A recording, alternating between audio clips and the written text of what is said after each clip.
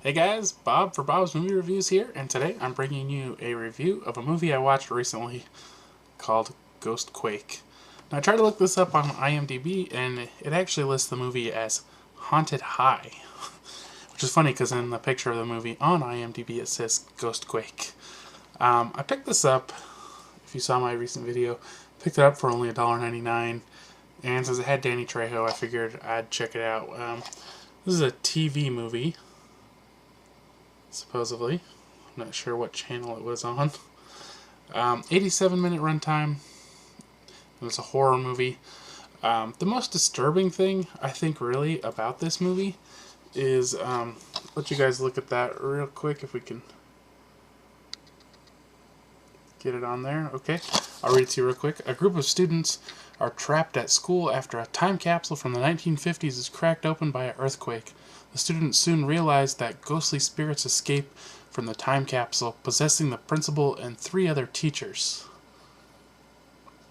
Let's just think about that for a second.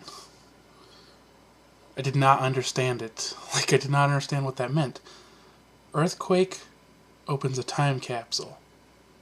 Typically, when you think of a time capsule, you would think of something buried, like a box or a chest.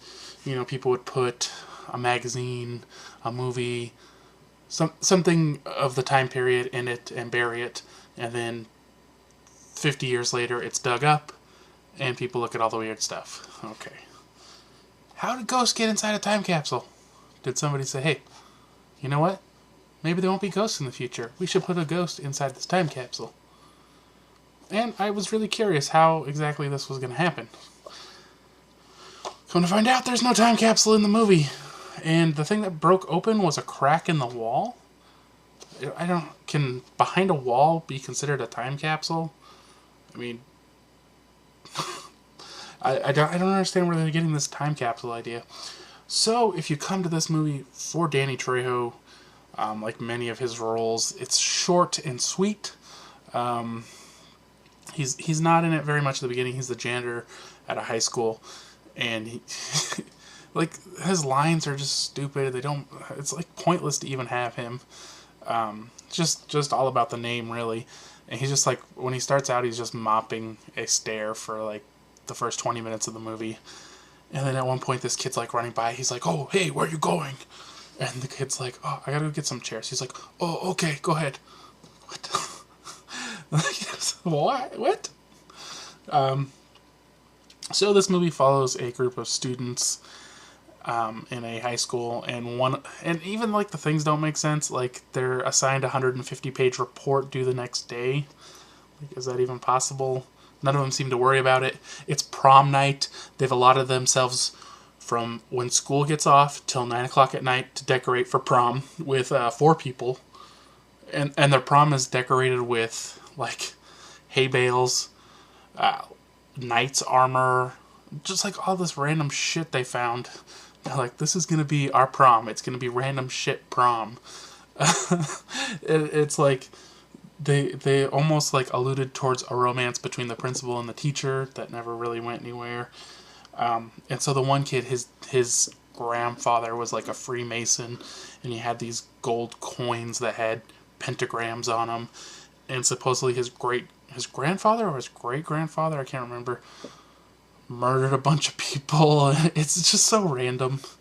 And like this, I don't even know what it is. Something lets the spirit out of his grandfather and this other woman who I don't think is ever explained who she is, and they basically just start killing everybody.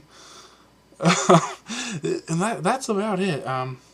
This movie does have Sean C. Phillips, who is kind of popular on YouTube.